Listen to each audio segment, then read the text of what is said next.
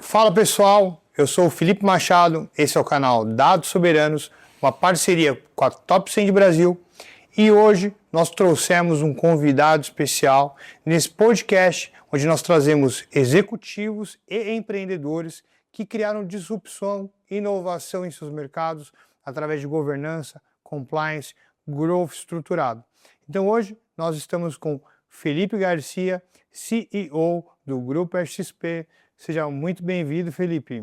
Obrigado. Vamos falar um pouquinho aí dos canais digitais e a importância deles nos nossos segmentos.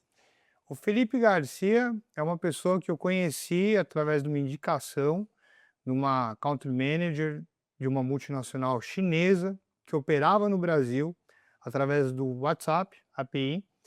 E essa moça me apresentou o Felipe como um grande player do mercado. E o engraçado do relacionamento que eu tive com o Felipe foi que nós somos amigos durante 6 meses, nós apenas conversávamos sobre o mercado, os serviços.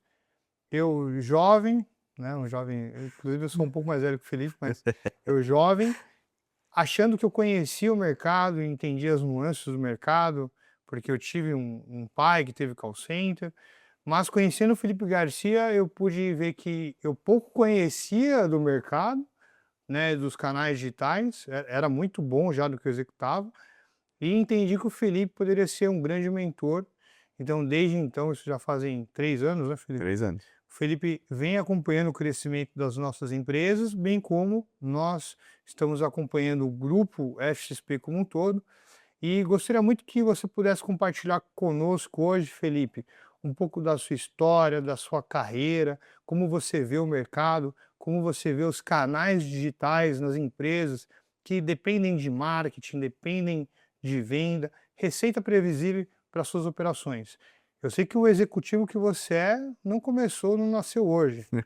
Não. Então, se você puder contar um pouco da sua história, ela será muito bem-vinda para toda a nossa audiência.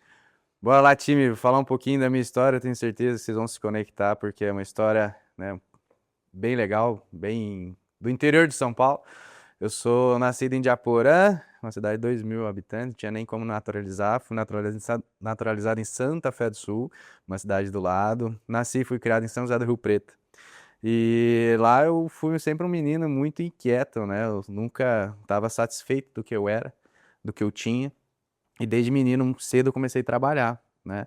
E eu comecei a trabalhar com telecomunicações, vendendo PBX na rua, né? Visitando porta a porta, vendendo, instalando, vendendo telefone, PBX. Acho que vocês nem sabem o que é isso, mas se você quiser dar um Google aí só para você entender o que eu tô falando. A gente vendia isso, eu vendia isso na rua, e cada dia mais incomodado, querendo mudar a minha história, a história da minha família, que é uma história muito linda. Eu sou cristão, meu pai é pastor, então essa cultura nossa de uma vida muito simples, e eu queria mudar, queria viver diferente, né? Então é uma coisa que sempre me puxava a mais, querer mais, vender mais, vender mais. E na minha terra lá, quando você não tem nome, você pode ser alguma profissão.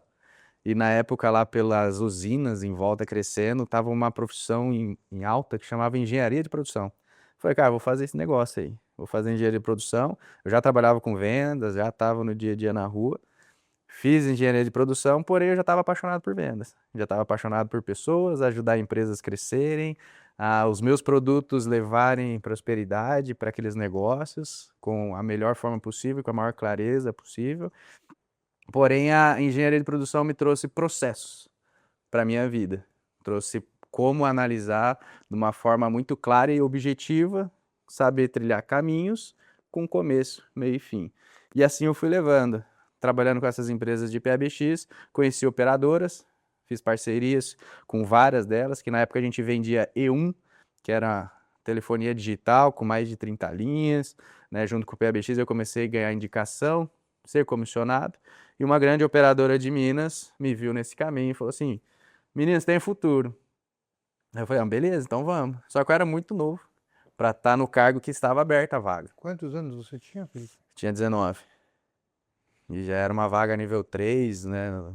Quem está no mundo de vendas já era uma vaga nível sênior, uma pessoa que é super júnior, né, de idade. E eu tive esse desafio, né, dentro dessa operadora para crescer, né? E eles estavam com um desafio lá na cidade de crescimento. E 3 anos que eu fiquei em São José do Rio Preto, a gente bateu 89% do mercado B2B. Comprovamos para a empresa, né, toda a potência da cidade. Aprendi muito lá dentro sobre pessoas, porque é uma empresa referência nisso. O DNA dessa empresa, que é a Algar Telecom, é o DNA de pessoas e processos. A marca, o cliente, sempre sendo a referência, sempre levar o melhor para aquele cliente. Isso já tinha com o meu DNA e isso só me fortaleceu. Tive a oportunidade de assumir o desafio no Paraná, né, há 10 anos atrás, 11 anos atrás, e expandi o Paraná. Fui, porque era onde eu queria, Curitiba. Curitiba é uma cidade linda, maravilhosa. Se você tem a oportunidade de conhecer e morar, vá para Curitiba. É uma cidade incrível. Eu só queria referenciar para as pessoas entenderem o que você vendia pelo Algar, mas quando começou o negócio de fibra ótica, internet de fibra ótica, era isso que você vendia, não era? Voltar uns passos, né? Na Algar Telecom, antiga CTBC, eu entrei bem na troca de marcas, né? E a Algar, na época e até hoje, ela é referência e líder com a melhor qualidade de fibra ótica do Brasil. Vendendo os data center, vendendo telefonia, vendendo licenciamentos de segurança, mas o grande foco e o forte dela sempre foi conectividade, sempre foi.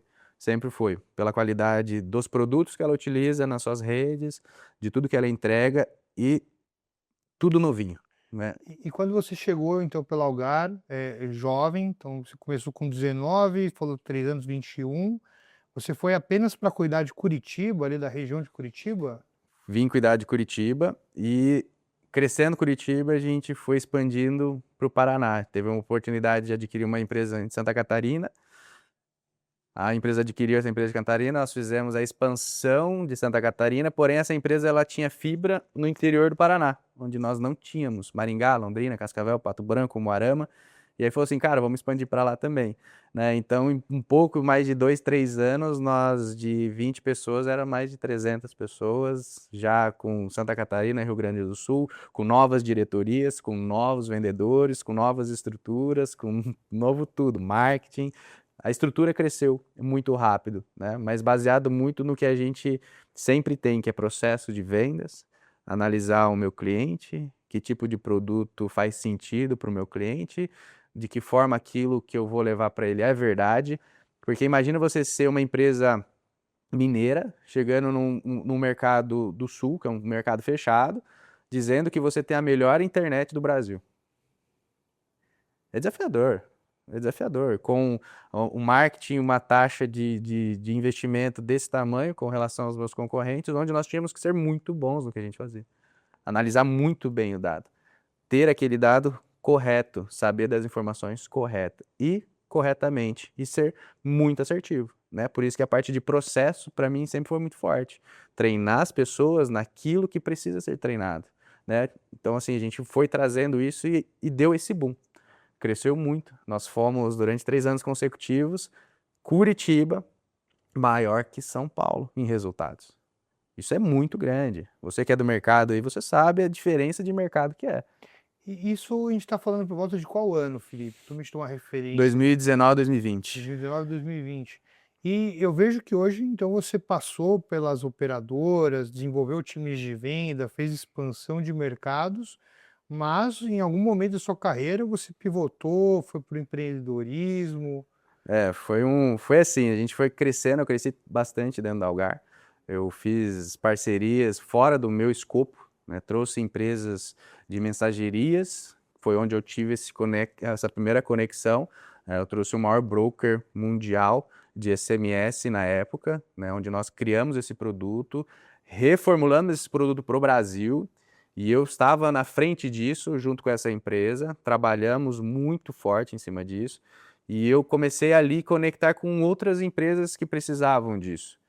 E eu cheguei no nível, né, do corporativismo, né, que é onde eu disse, falei assim, cara, eu vou fazer para mim o que eu estou fazendo e eu tenho certeza absoluta que eu vou ter sucesso. Mas não só isso, eu também tive os burnouts, fiquei cansado, né, porque 3, 4 anos nesse ritmo é muita coisa, são muitos, a gente está falando de 2,2 bilhões de receita, é muita grana. é muita grana. Então, assim, o ritmo era absurdo, né? O ritmo era muito forte. E eu falei assim, cara, eu sei fazer isso. Vou fazer. Mas e o medo? De perder um super salário, o super bônus, né? De, pô, e agora? Será que é isso mesmo? E aí veio aquele menino incomodado, inconformado. Falou, cara, vambora. Porque eu sou de família simples, viver com arroz e feijão, sei fazer, né? Mas vamos, agora eu tenho bagagem, eu tenho experiência, eu tenho contatos, eu tenho network. O network é super importante. Para mim, é mais importante que técnica de vendas, né? Então, o network, o meu nome, hoje eu posso andar em todas essas empresas que eu passei no Sul, aqui em São Paulo, Sudeste, eu posso aparecer com a minha cara em qualquer lugar que eu sou respeitado. Eu nunca precisei passar ninguém para trás, nunca precisei mentir para alguém. Sempre fui o Felipe Garcia, que levou o benefício do canal, que levou o benefício da tecnologia, explicando o porquê das coisas, não só uma venda forçada, que é onde a gente foi que a gente se conheceu. Esse é o DNA, né? Conheci, você tá com uma necessidade. Mas é engraçado que o Felipe nunca tentou me vender nada. Ele apenas foi consultivo, foi parceiro. Inclusive, a empresa que te indicou foi uma empresa que você trouxe ela para o Brasil. Também. Então, eu já vi pelo menos umas 3 empresas que você já trouxe para o Brasil, ajudou essas empresas a entrarem no Brasil, a prospectarem clientes B2B, de Sim. tecnologia, de SaaS, de mensageria. Então, eu sei que tem vários Felipes aqui, tem o Felipe do Corporate, tem o Felipe empreendedor, tem o Felipe consultor, e o Felipe Advisor que faz essa entrada de empresas no Brasil. Então, nesses cenários assim, multinacionais, de mensageria, você pode contar alguns cases, empresas que você gostou de atuar, gostou de trazer? Cara, é muito legal isso, né? Falando sobre isso, porque a gente, no começo, a gente se sente muito pequeno, né? Chegar nesse nível de falar assim, pô, vou citar o nome dessa empresa, é a maior, vocês sabem, chama Infobip, ela é gigantesca nisso, né? Então, na época, ajudando eles as conexões brasileiras, né? E depois que eu trouxe essa empresa, né? Que a gente fez o que fez, eles são extremamente competentes do lado deles, mas essa ajuda até comercialmente, como estruturar produto, como ir para o mercado. E essa pessoa que estava lá dentro dessa empresa foi para essa empresa chinesa e ela falou assim: pô, teve um cara que ajudou lá na época, que hoje tem uma empresa que pode nos ajudar. E aí fui novamente, entender a necessidade, produto, Engraçado, oferta. engraçado que eu estava de testemunha nesse dia, que o cara da Infobi falou que você foi o cara que botou internet no escritório deles em Curitiba. Então o relacionamento ele foi além de apoiar a iniciativa, foi Foi muito, estruturação. foi muito, porque eu sempre tive isso, né? E vai muito de quem quer realmente se conectar com as pessoas, né? Atrás lá tem as suas dependências, suas metas, seus ganhos. Porém, quando você entende real a necessidade, a importância dos seus produtos no negócio da pessoa, flui, flui. Eu sou assim, não consigo explicar como. Mas eles tinham acabado de chegar no Brasil, tinham acabado de pegar uma sala super barata, uma sala muito boa, só que super barata, no endereço onde que a cidade de Curitiba tirou as fibras de poste e colocou no chão. Quem colocou, colocou, quem não colocou, não colocou mais. E ninguém passava mais fibra lá. E aí eu, com relacionamento interno, prefeitura, estrutura, time interno, falei, gente, o cara precisa, é negócio dele, assim, assim, assado. Conseguimos, fomos uma única empresa. Então, deu mais uma chancela para essa empresa, falar assim, cara, deixa eu ouvir mais ele. Deixa eu entender mais esse cara, deixa eu entender mais essa empresa, né? Porque ficou uma parceria muito forte entre essas duas empresas, a que eu representava e a que eles estavam vindo, né? Fizeram trocas de produtos multimilionárias, se ajudando, data center, isso, aquilo, toda a infraestrutura que precisa para o negócio rodar. E aí meu nome ficou nesse mercado. Então, vira e mexe, eu era solicitado, pô, vê se meu produto cabe no Brasil, vê se dessa forma você pode ajudar a minha empresa no Brasil, né? Então, essa empresa, né, chinesa veio para representar o WhatsApp. Ah, pô, o WhatsApp todo mundo tem, mas essa empresa tinha um modelo diferente, numa entrega diferente, E é ótimo o serviço de deles. um jeito diferente, onde a gente caminhou 2 anos, 1 ano e meio, 2 anos, né, que foi muito legal, né, muito bacana isso. E você poder contar e fazer isso crescer é muito bacana. Eu acho que é um dos meus chamados, né, que eu gosto muito de fazer. Então, trazer isso são desafios diferentes, né, porque uma coisa é você conhecer o mercado brasileiro e falar com o brasileiro, do jeito que a gente fala aqui, rápido, prático, e outra coisa é falar com outras empresas de outros países que não falam sua língua, e eu não falo inglês. Eu não tenho inglês. Então imagina como que foi a minha vontade de fazer o negócio acontecer, né? Então trazer isso e a vontade e a responsabilidade da segurança para eles. E é muito legal depois, o pós, né? Porque você vê que você fez um bom trabalho quando a empresa não depende de você e continua fazendo muito mais. E deixa eu te fazer uma pergunta, então, Felipe. Pô, imagina que uma empresa de tecnologia quer operar no Brasil e hoje quer atuar com a consultoria do Felipe Garcia. Quais são os principais desafios que você vê que essa empresa pode encontrar no território nacional? A gente não sabe falar inglês, mas o Brasil a gente conhece. Quais são os principais desafios para essa empresa que quer entrar no Brasil e como hoje, com a sua expertise, você resolve esses desafios e entrega um resultado hoje para os seus clientes? Hoje o Brasil ele é muito Tá tudo bem aí?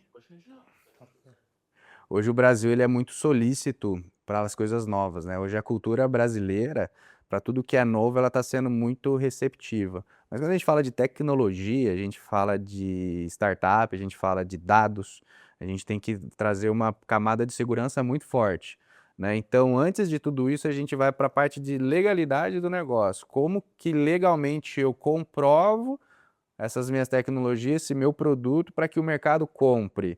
Porque o mercado brasileiro, uma vez que ele compra, é massivo. Quando o teu produto, a tua oferta ela é real, ela entrega, é massivo. Então, se eu for fazer isso durante o jogo, é um problema. Então, assim, o mercado brasileiro é comprador, as soluções que tem que vir tem que ser soluções tecnológicas e conectáveis, ou seja, API aberta, fácil consumo, um front-end fácil de entender, porque as pessoas hoje cada vez mais não querem interpretar. A dificuldade de interpretação tem aumentado muito, né? Então você criar tudo isso e ainda dar coisas para o seu cliente. Que tipo de dar coisas, Felipe? Vou falar no nosso mercado um pouquinho de mensageria. Por que que a gente é uma universidade? Por que que a gente ensina as pessoas a usar os canais? Porque esse é o que ele ganha estando comigo. Então, entender o produto, entender, pô, por que eu vou comprar o WhatsApp de vocês? Tem várias BSPs, vários lugares. Porque aqui eu te ensino a usar cada uma delas. Aqui eu te ensino, aqui eu te mostro, aqui eu te faço isso. Aqui você tem e-books que eu te ensino, né? Então, assim, o que que traz para você? Então, os desafios é entender o meu produto, como que realmente eu consigo entregar esse produto, se ele vai ser conectável, onde ele vai estar, quantas pessoas eu aguento, onde eu quero estar com ele, entender que o meu público ele é extremamente exigente, porque hoje eles querem as coisas rápida, entregável e que funcione. Então você não tem, o Brasil não te dá tempo de você errar no digital, não dá. Você perde muito. Então, assim, imagine que nós somos consumistas do digital. Então, você está vendo uma geladeira ali, pô, se eu ver uma geladeira aqui, Brastemp, e a Brastemp em outro lugar, de outro jeito, mais bonito, tchau. Não é que ele vai voltar em mim, eu fui, e de lá ele tem outra opção, e de lá ele tem outra opção. Então, desenhar o produto, o projeto, o meu público, hoje ele tem que ser muito bem feito, né? Na questão de o que eu quero para esse produto, quem eu vou estar lá dentro e que seja conectável. Por quê, Felipe? Qual que é a minha maior vantagem? Network. Felipe Garcia é a minha maior vantagem network. Porque eu consigo pegar a sua plataforma e colocar 1.000 clientes, 1.000 usuários com 2 clientes. Porque eles são donos de plataformas de CRM, que eles se conectam aqui, conectam lá, tem sentido para ele, vai gerar um valor a mais para ele entendeu que tem sentido aquilo para ele conecta com 1.000 clientes. Ao invés de eu fazer uma força de vendas, um tráfego pago, isso, aquilo, é totalmente diferente. Então, qual que é o diferencial do Felipe Garcia, além de desenhar isso? Network. Eu consigo entender a tua solução e conectar. Então a gente poderia dizer que você, em algum espaço, entende a oferta, a demanda e sabe como conectar as duas coisas. Exatamente. E quando você fala em canais, o que são esses canais? Como que é esse negócio do canal digital que você tanto aborda? Canais digitais, gente, vamos lá falar, né? Alguns canais digitais. SMS, todo mundo diz que já morreu ou vai morrer um dia. E-mail, todo mundo, você deve ter recebido já uns 30 hoje que você nem viu ou só abriu para zerar a caixa.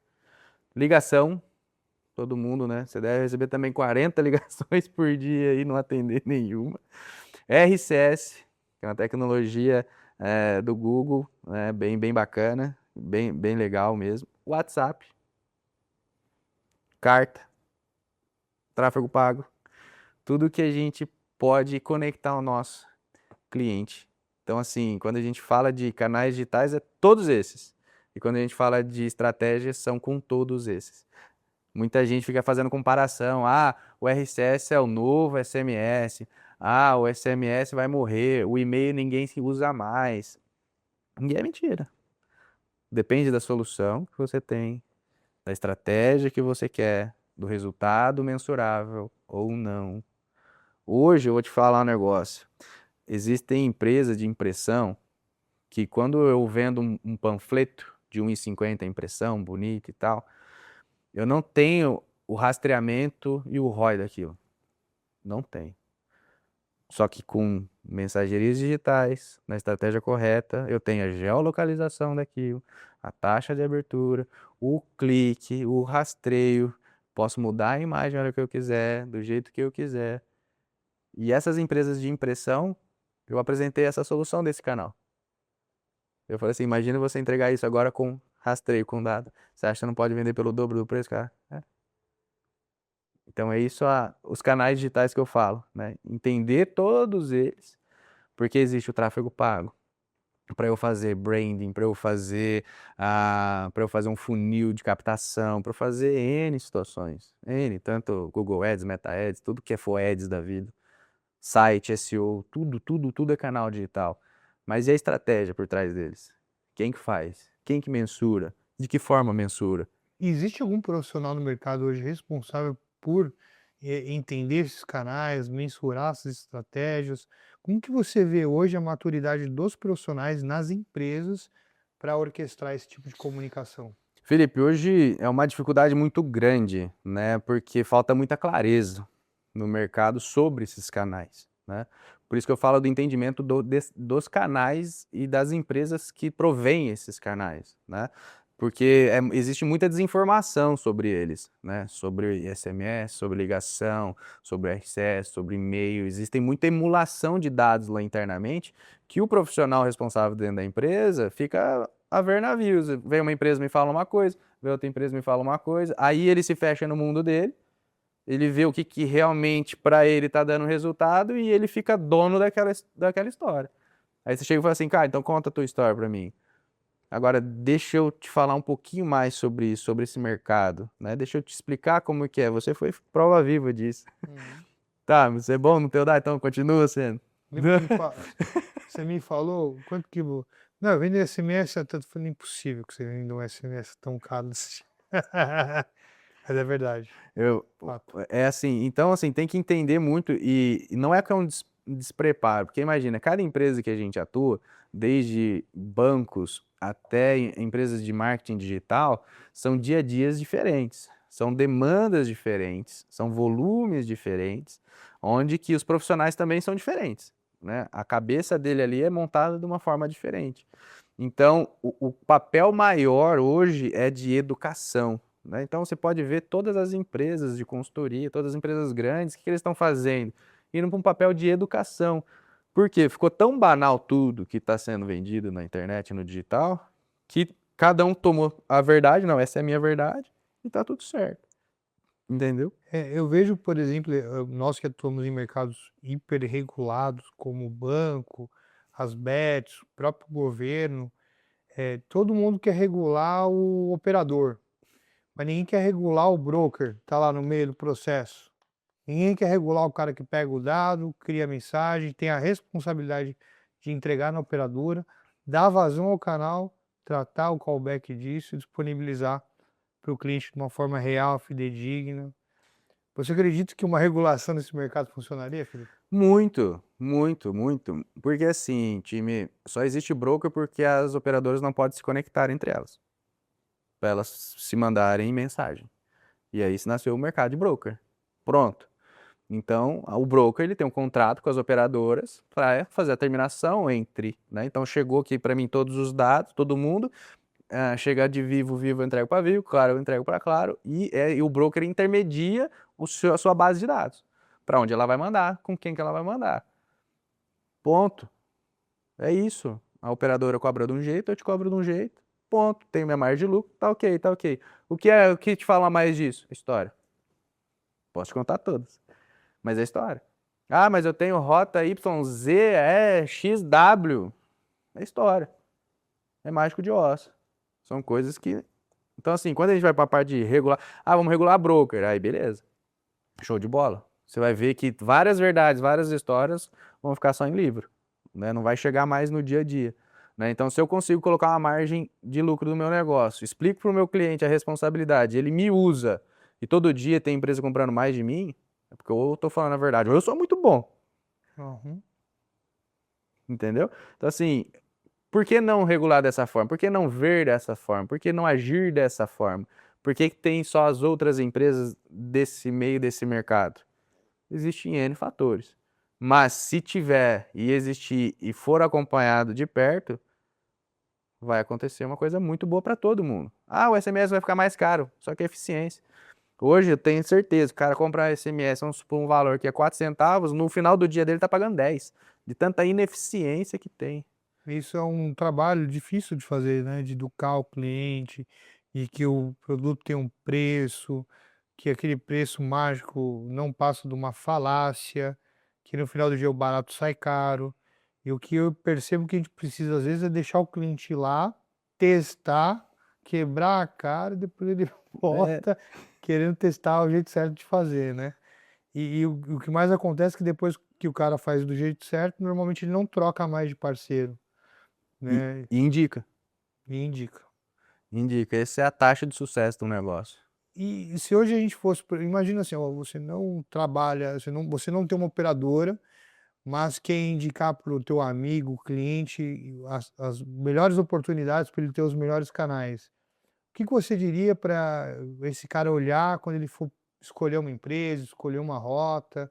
Você tem essas dicas para esses seus clientes? Tenho. Presta atenção à nota, tá? Pum, mega, vai, põe som, produção. Galera, é o seguinte, toda vez que você for testar um broker de mensageria, você tem o seu período de teste, onde você vai testar a sua base, onde tem seus números, onde tem seus números de rastreio e vai funcionar corretamente.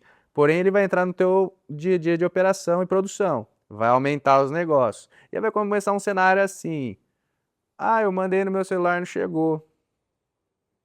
Aí a empresa fala para você, mas manda de novo, deixa eu ver. Ah, agora chegou. Vai começar algumas mágicas que acontecem de mercado. Então, assim, se você conectar numa empresa e no seu primeiro, segundo, terceiro mês não tiver esse cenário, é uma empresa muito séria, fica com ela. É simples, só te falei uma coisa.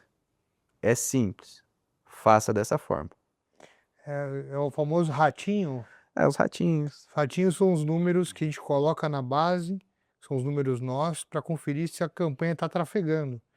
Normalmente você coloca o ratinho no começo, no meio e no fim.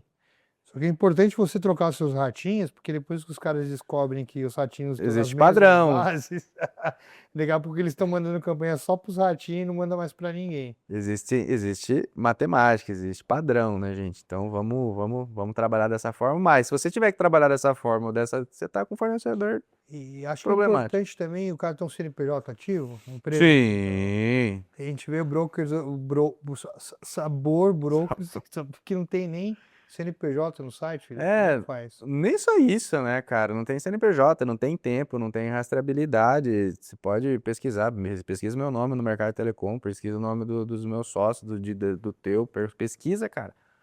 Existe um histórico. Tem que ter. Para você ter contrato com operadora, você tem que ter um volume grotesco. Você tem que ter uma rastreabilidade imensa. Você não pode ter 2 meses de vida, você não pode ter um mês de vida, né? Não dá, não é coerente, né? Então, assim, tem que ter CNPJ, tem que ter rastreio, o site tem que estar ok, tem que ter lá, agora vai ter a questão do portabilidade de RCS, de agentes, então, pô, vou bater lá na reguladora, deixa eu ver se essa empresa tá podendo fazer a portabilidade, quem é essa empresa, o que que faz, o que que não faz.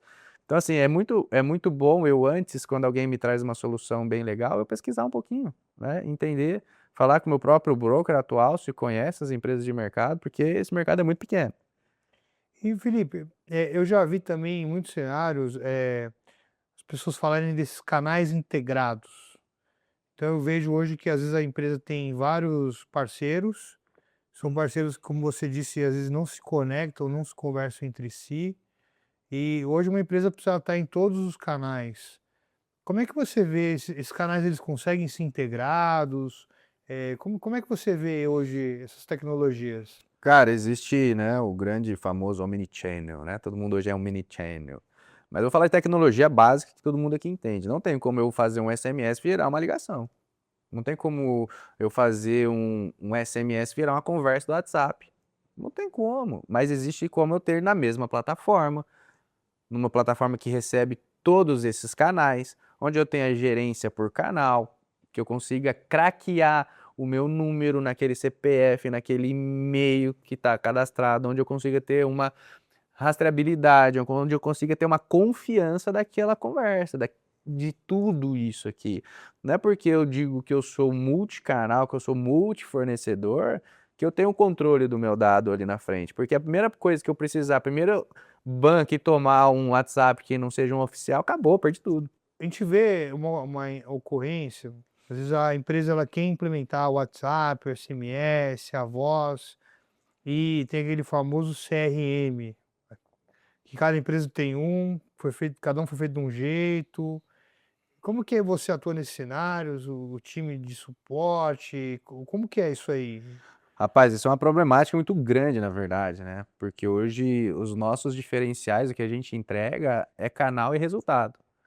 Onde vai bater isso? No CRM, né? Se eu não tenho um CRM que é alimentado, né? Porque aí não é só um trabalho nosso, é um trabalho da própria empresa, né? A primeira pergunta que nós fazemos quando a gente vai para uma empresa é qual CRM você trabalha? Ah, Salesforce, Oracle, Pipedrive, Pipefy, RD, Boom, Boom. Tem gente que ainda faz CRM interno dentro de casa, ainda existe, né? Eu falo, cara, ele é conectável, ele consegue receber isso, consegue receber aquilo. Eu tenho esses dados e eu vejo que não é unânime isso. Não, ninguém tem essa Todo mundo, se você hoje falar, você que está aí, eu tenho certeza que dentro da sua empresa, se você é responsável da sua empresa, todo ano você procura um CRM novo. E eu vou te falar que o problema não é no CRM, tá? O problema não é no CRM, é na rotina da empresa estar no CRM. É muito difícil, é muito chato, porque a gente tem uma tendência em não preenchimento de informações imediatas. A gente tem que falar assim, pô, é só isso aqui que eu falei, eu preencho depois. Chega na sexta-feira, da segunda-feira eu esqueci. E começa o CRM ficar incompetente. Isso eu falo em todo tipo de CRM, qualquer área de CRM. Que eu não faço no dia, no outro dia eu vou ter falha humana. Eu vou ter falhas que eu não posso ter, que aí vem tecnologia.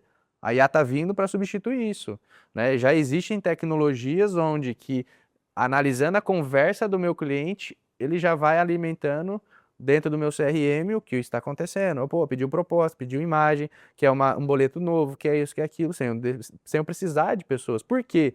A grande falha é não preenchimento de CRM. Quando eu pego uma empresa para dar uma consultoria comercial, eu chego no diretor e falo assim, diretor, me mostra o pipe da semana. Não tem. Empresas grandes, médias, todas. Por quê? Porque todo mundo vai preencher na sexta. A metodologia é, trabalhem a semana inteira e preencha na sexta. E se isso acontece na área de vendas, internamente não quero nem ver. Eu vi que recentemente você lançou um produto que você e a sua equipe é especialista em conectar qualquer canal em qualquer CRM. Exatamente. Então, posso, por exemplo, ter o meu WhatsApp, na hora que surgir a conversa, no meu CRM aparecer esse cara. Exatamente. E como é que funciona essa estratégia de implementação da integração, do CRM, da jornada? Eu tenho tem uma planilha Excel que eu usava nas minhas mentorias, que é bem básico o funil de vendas e o ritmo que ele exige de cada pessoa e processo. E para que isso aconteça, existe um padrão dentro dos CRMs, que é o padrão Kanban, que é o padrão onde a empresa cadastra CNPJ, cadastra pessoas, cadastra produtos, cadastra preço, cadastra campo de observação, cadastra agenda, e a gente viu que é um padrão. E a maioria das empresas que hoje a gente trabalha, o padrão é que já tenha um CRM com API aberta. E com essas APIs, eu pedi para o time de tecnologia dar uma olhadinha e vimos que é possível fazer isso com todas. Alimentar o Kanban, que já existe, colocar produto, preço, mandar proposta, trazer imagem de arquivo, criar um vídeo para uma apresentação, criar um RCS, um SMS, um WhatsApp, criar a rotina do comercial que ele não faz, ou que deixa de fazer por ser humano, não que ele é ruim ou bom, mas deixa de fazer porque ele é um ser humano e tem o dia a dia para fazer, então deixe que isso aconteça e que a performance dele deixe ele para fazer o que ele precisa fazer, que é relacionamento. Isso, já que a gente entrou nesse ponto de automação de processos, qualificação das oportunidades via os canais e ter tudo isso bem orquestrado no CRM, eu vejo que muitas falhas ainda são humanas. O cara que não preenche, ou o cara que não está habilitado para ter melhor condução do pipe.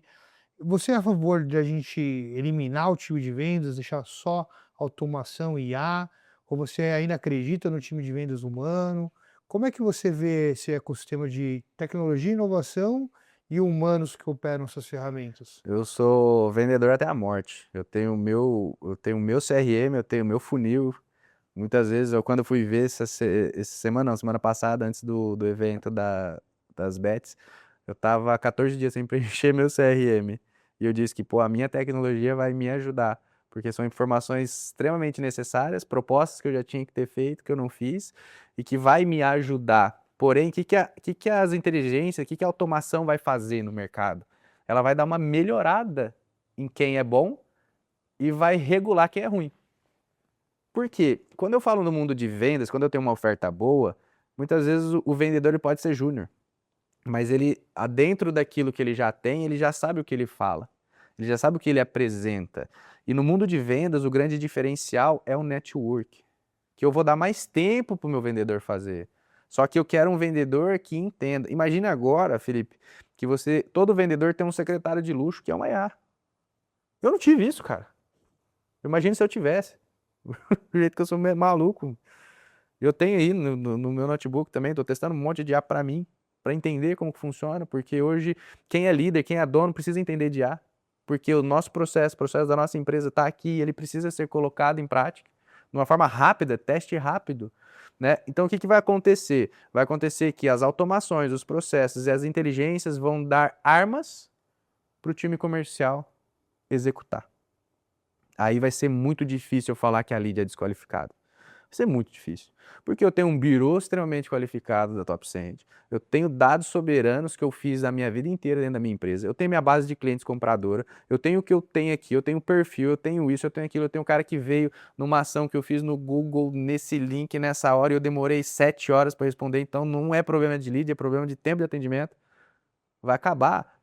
Não está qualificado minha lead. Não vai ter mais isso, cara. Porque vai ser extremamente rápido, prático, executável. E o dado vai estar ali na tela do gestor, do dono e do vendedor. Falei, caraca, meu. Vai estar um bipzinho para ele lá, cara, você tem que prospectar mais 11 empresas para você bater tua meta. Porque vai ter uma métrica. Todo vendedor existe um padrão dele, de fechamento, de visita, daquilo outro. E a equipe tem a meta dela. E o gestor vai ver, pô, lascou. E você fala só com o gestor ou também você atua nesse vendedor que está lá no dia a dia da operação? Eu amo falar com o vendedor de operação. Sabe por quê? Foi o que mudou minha vida, né? Eu sou um vendedor incansável, assim, que eu falei, cara, existe 2 modelos para eu mudar a minha história. Ser um vendedor diferenciado ou nascer numa família milionária. Eu não nasci, cara, então eu tive que ser. E pode mudar a história, mas a informação, eu fui muito privilegiado de ter muitas pessoas que me deram acesso à informação, que me deram acesso à leitura, que me deram acesso a conhecimento e lugares de network para isso acontecer. Então, quando eu vejo um vendedor querendo ser vendedor, eu me entrego para ele. Para vários, para vários. Meu Instagram até é aberto para que isso aconteça, para que as pessoas consumam o que eu tenho para falar de vendas, que é resumindo muitos caminhos que elas vão traçar. E eu sei que vendas transforma a vida da pessoa, transforma a realidade da família dela, transforma o que ela pode acontecer de verdade, né? Então, assim, o vendedor, por trás de toda essa minha estratégia de negócio, por trás de toda a estratégia que eu faço, é a ponta fim que eu quero falar. É aquele cara que eu quero falar. Porque eu quero mostrar para ele que não é vergonhoso ser vendedor. Eu quero mostrar para ele que não é nenhum, porra, não é vergonha de ser vendedor. Tanto é que se você for olhar meu LinkedIn, tá desse tamanho antes de CEO, vendedor. E é o que você mesmo, cara. E é o que eu vou ser e quem eu quero que veja isso e fale assim, pô, eu quero ser esse tipo de vendedor. Não é o vendedor chatão que, pô, todo mundo fala mal. Eu quero ser o vendedor de história. Por onde eu passei, tem história criada. Por onde a gente passa, tem história criada. Tem pessoas que foram privilegiadas, tem empresas que foram prósperas com isso, né? Então, atrás de tudo isso, eu quero dizer para o vendedor, vai existir ferramentas mais capazes, mais real, de entender rápido o que você é de vendas. Porque o vendedor, ou ele é bom de fechamento, ou ele é bom de prospecção, ou ele é bom de proposta. Ele não consegue ser os três bons ao mesmo tempo, ele não consegue olhar esses três perfis simultaneamente. Ele precisa de alguém, que seria antigamente o gerente de vendas, que fala assim, cara, teu skill é esse aqui, cara, eu vou te fortalecer nisso aqui, e você vai ser isso aqui.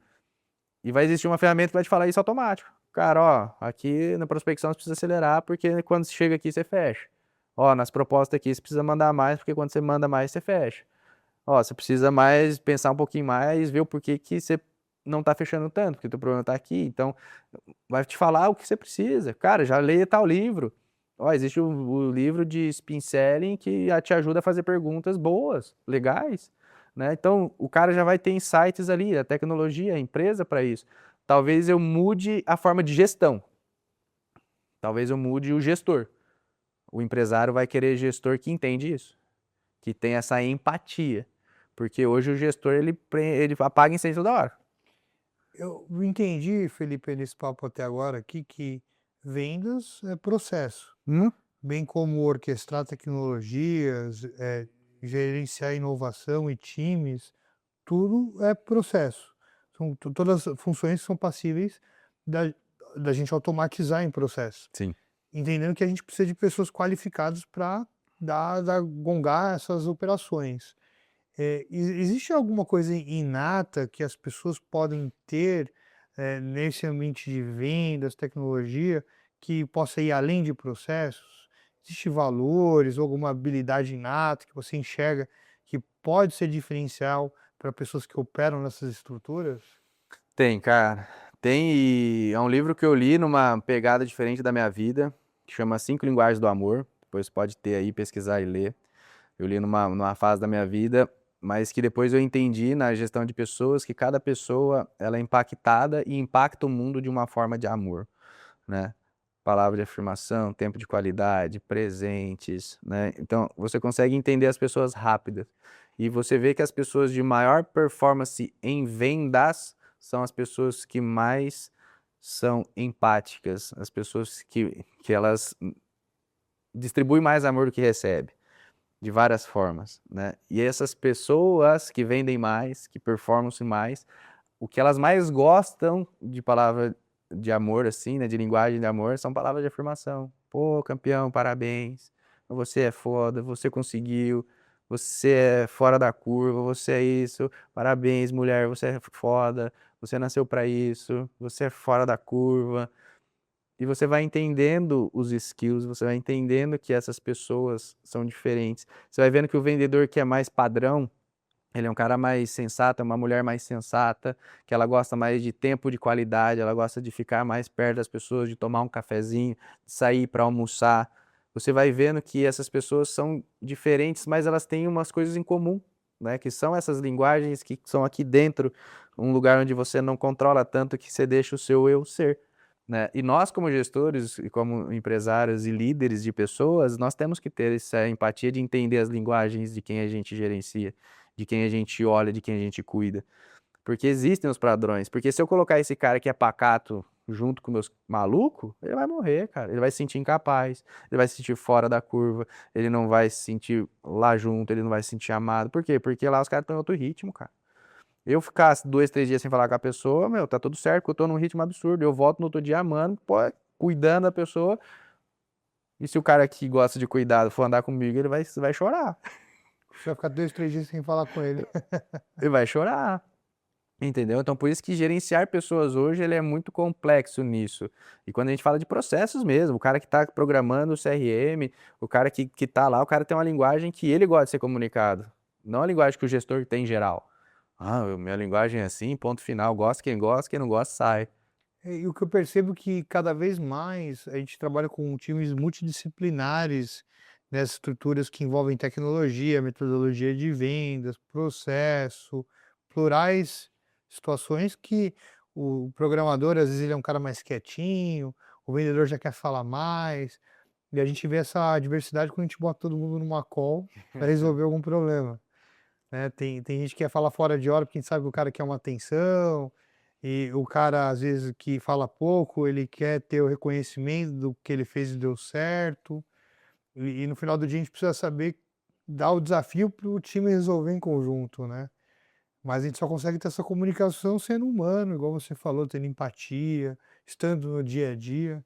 Felipe, pude ver aqui um ser humano que teve uma história, onde você falou do teu pai, que foi pastor, de uma família simples, que lá na tua cidade a engenharia de produção era um bom segmento, você entrou de cabeça na engenharia de produção, mas por amor e paixão às vendas, seguiu na Algar, aproveitando uma oportunidade, fez expansão em São José do Rio Preto, região, depois foi para Curitiba, abraçou o estado do Paraná, implementando fibra ótica, pôde trazer hoje multinacionais que operam nos mesmos mercados que você, ajudando não só a colocar o cabeamento, mas fazendo go-to-market essas estruturas e liderando a legalização de muitas delas no Brasil. E entendo que em algum momento, por amor ao empreendedorismo, hoje você se lança numa iniciativa de inovação, tecnologia, educação, não só dos gestores, da metodologia do mercado, mas da forma humana como nós, líderes, podemos olhar então nossas estruturas. Felipe, existe alguma última mensagem que você gostaria de deixar para essa audiência que está te assistindo? Algo que vem então do seu coração, da sua linguagem de amor, que a gente possa encerrar esse nosso podcast? Tem. Eu sou um cara extremamente família. Se você for me pesquisar um pouquinho, você vai ver. Hoje, o que a gente tem de mais importante está dentro da nossa casa. Por mais que não seja perfeito, está dentro da nossa casa. Hoje eu tenho uma esposa parceira que me ajuda. Eu estar aqui viajando, trabalhando, ela me apoia muito. Sou extremamente apaixonado. A família que a gente tem criado, né? Benício, Lulu, né? Então, a família é super importante mais do que os nossos negócios, por mais que muitas vezes nós não somos entendidos lá dentro de casa, mas lá é o mais importante, é aquilo que te impulsiona, aquilo que te motiva. E se você precisa ser motivado toda hora, se você precisa toda hora buscar algo para motivar, para um pouquinho, vai para o seu quarto, fica quietinho um pouquinho, entenda realmente o que que você quer, que tipo de motivação você quer, quais são os seus sonhos, porque se você precisa disso toda hora, os seus sonhos estão pequenos. Você se perdeu em algum momento sonhando o sonho de alguém.